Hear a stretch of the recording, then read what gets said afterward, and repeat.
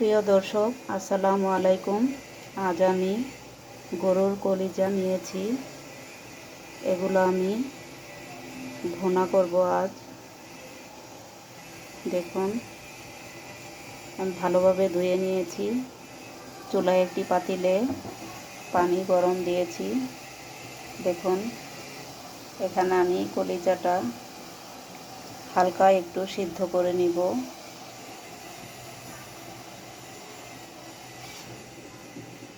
ভিতরে যা ময়লা টয়লা আছে সব বের হয়ে যাবে।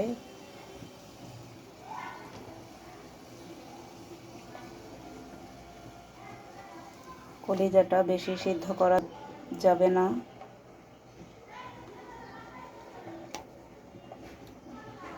বেশি সিদ্ধ হলে কলিজাটা শক্ত হয়ে যায়। এই জন্য হালকা একটু সিদ্ধ করে নেব। দেখুন, আমি চুলায় একটি পাতিল বসিয়ে দিয়েছি, এখানে তেলটাও দিয়ে দিয়েছি।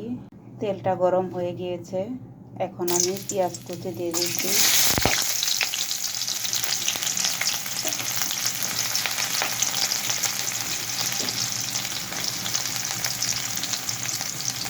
দিয়ে দিচ্ছি দারচিনি, এলাচ, তেজপাতা।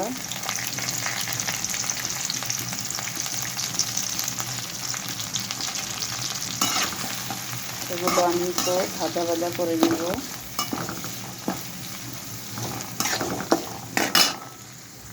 দেখুন, আমার পেঁয়াজটা হয়ে গিয়েছে, এখানে আমি পানি দিয়ে দিচ্ছি।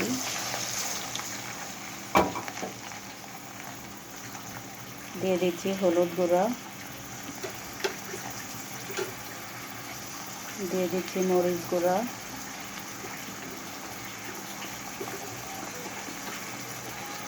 দিয়ে দিচ্ছি লবণ, দিয়ে দিচ্ছি আদা রসুন বাটা,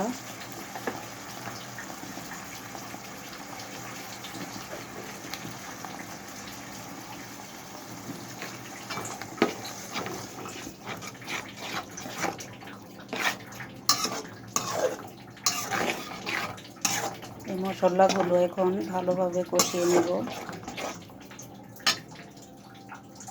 দেখুন, মশলাটা কষানো হয়ে গিয়েছে, এখানে আমি কলিজাগুলো ছোট ছোট পিস পিস করে কেটে ভালোভাবে ধুয়ে নিয়েছি।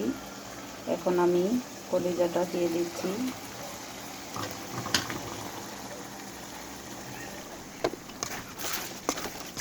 এগুলো আমি কষিয়ে নিব।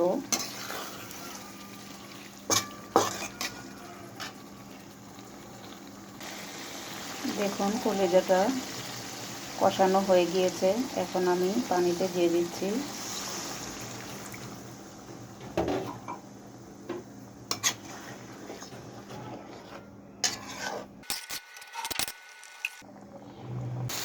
দেখুন, তরকারিটা হয়ে গিয়েছে,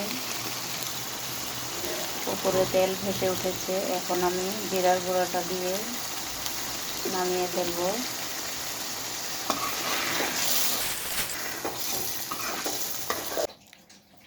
দেখুন, আমার তরকারিটা হয়ে গিয়েছে।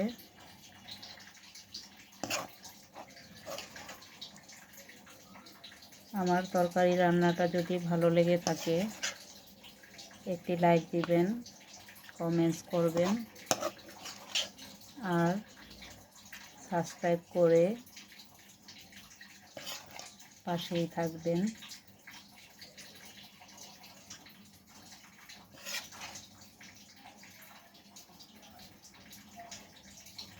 দেখুন, গরম গরম কলিজা ভুনা।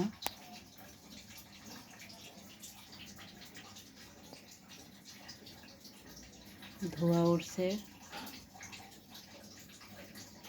প্লিজ প্লিজ আমাকে সাবস্ক্রাইব করুন।